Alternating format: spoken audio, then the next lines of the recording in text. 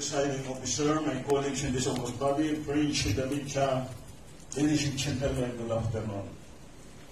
Ongka flyover was constructed to ease vehicular traffic congestion at the intersection of the main thoroughfares in Barangay Ongka, Dos Pavia, Iloilo.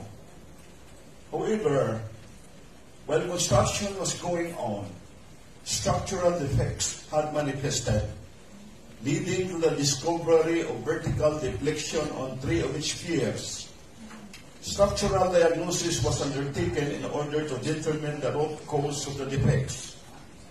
It was found out, as reported in the local newspaper, that the length of the installed constructed board piles had not reached the depth where these board piles can effectively and safely carry the loads applied to them, including their weight.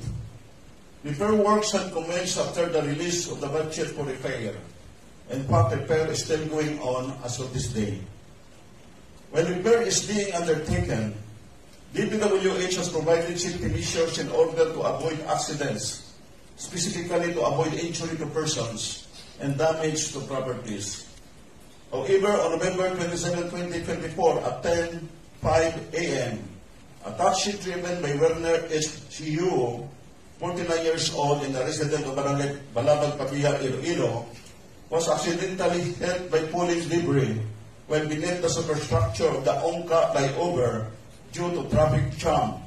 As a result, the taxi incurred damage to its roof and front windshield.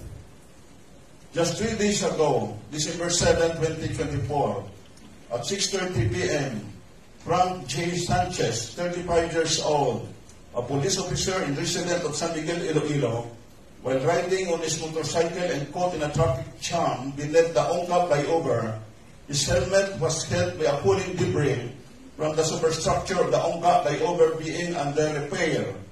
As a result, his helmet was damaged. He sustained pain on his right shoulder.